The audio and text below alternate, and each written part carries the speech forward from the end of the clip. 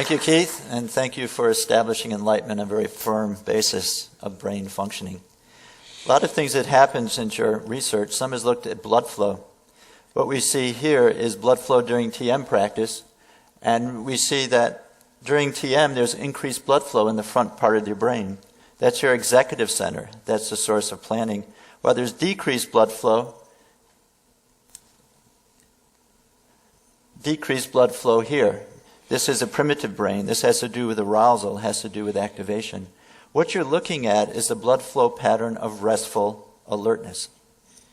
Here's the rest for mind and body. Here we have the attentional levels are much more awake. This pattern is unique to TM practice. We can understand meditations in different categories. Focused attention involves meditations that include voluntary, sustained attention on an object. It's focused attention.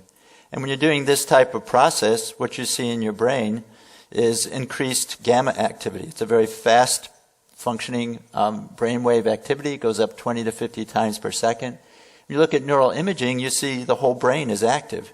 Concentration requires effort. Another category is open monitoring. In open monitoring, what you do is there's this passionate observation of changing experiences in the brain. It could be changing breath, changing body states, changing mind.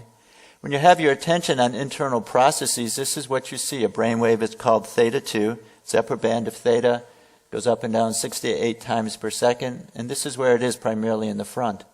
And where we see the change is in the part of the brain that has to do with attention switching. Because you're constantly moving your attention from one thing to another.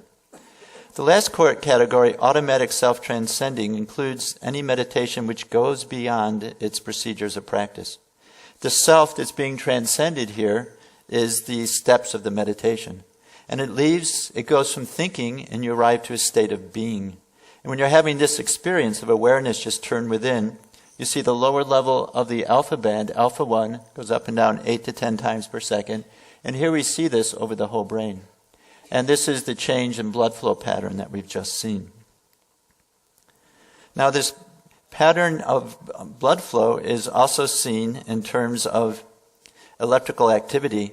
But before I get at that, I'd just like to take a broader view, and that is language allows us to symbolically represent the world. It's allowed us to visualize and create this building. Language is what lets people envision the unified field. Also, language is what's used to create genetic modified organisms. What happens with the language is we can get stuck in the language, stuck in the words and the concepts, stuck in the worldview, stuck in paradigms. Meditations in these first two categories continue us involved in the thinking process.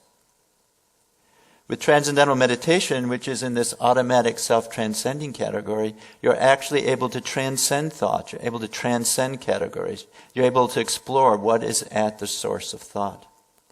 And what is at the source of thought is just consciousness, pure consciousness, without an object. I ask people to describe that experience. And I ask them to describe it in their own words, as though they were tasting a strawberry. I don't want them to give me the words they've heard me speak out. And then I did content analysis where you see what are the ideas contained in their descriptions.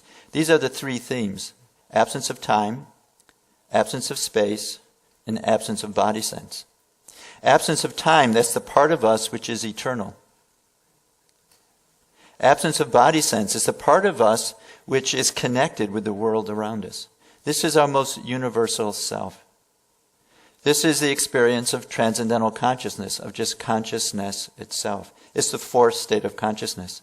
And we're fortunate that we not only have this experience during the meditation, but it becomes part of our daily activity.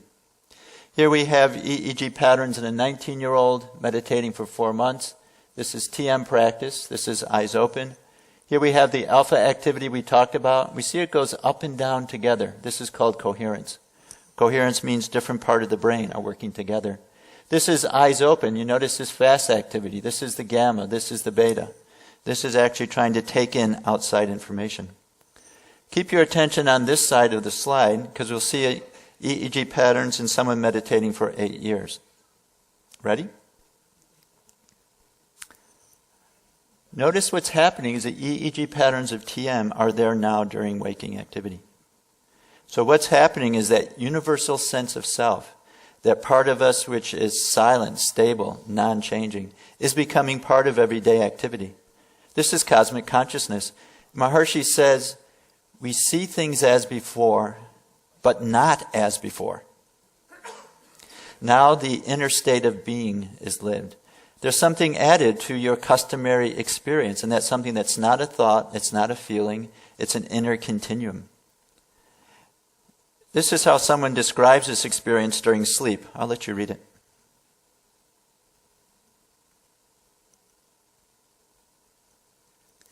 This person teaches school at the Maharishi School of the Age of Enlightenment, the K through 12 school, a consciousness-based school here in Fairfield. Notice they use a very concrete analogy to explain this very abstract experience. Pure consciousness is there. It's a continuum. It's like the soda, which is always there.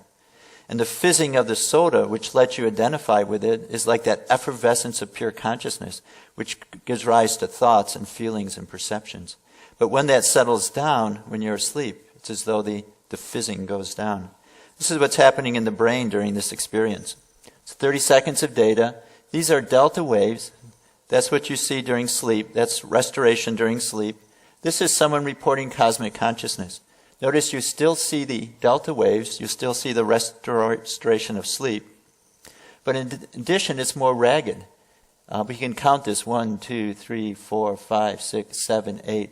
We see an 8 hertz wave on top of a 1 hertz wave.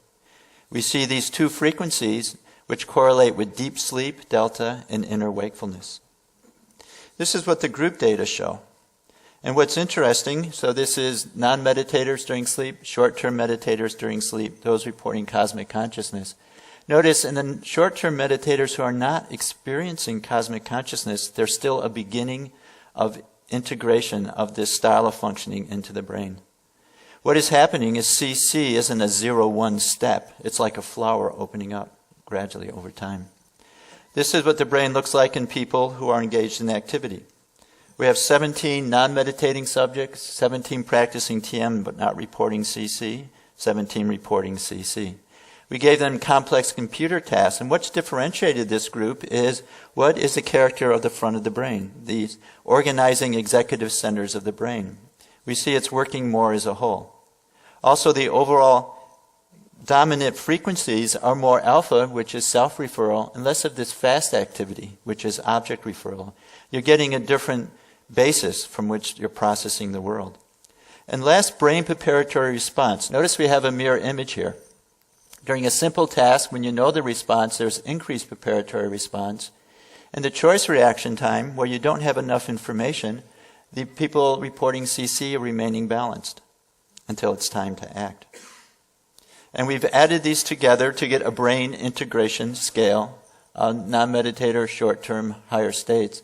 And what this is showing is there's now a different perspective on which you're appreciating the world. You have a completely different inner frame of reference. So because of that, the brain integration scores correlate with more reasoning, higher emotional stability, just because the frame of reference from which you're living life has been transformed. This last slide is ongoing research, seeing do we see this measure, this brain measure, anywhere else. This is work I've done with Harold Harung. He's been instrumental in creating and carrying out this research. We're right now writing a book which is reporting our research. This is just looking at the brain patterns we see in athletes. And these are 66 athletes, 33 had finished in the top 10 for at least 3 consecutive years. In Olympic Games, National Games, the controls had not. You notice there's higher levels of brain integration. Managers, we see a similar phenomena. These are top-level managers. They've been CEOs for 18 years or longer. The company had grown during that time. We see higher levels of brain integration compared with controls. Now, these are not meditation studies. They didn't practice meditation, but they are successful. Here we have brain integration in our short-term, long-term practitioners. Now, when I show this, I don't mean to suggest that if you meditate, you're going to be a great manager and a great athlete. But what I do suggest is transcending, taking the mind to inner unboundedness, is creating that brain style which is going to make you more successful in whichever area of life you're endeavoring. So my conclusion, the brain changes as we grow to cosmic consciousness. As the brain changes, we realize our birthright to live universal being in the midst of waves of change. To live this reality is why we have been born on earth.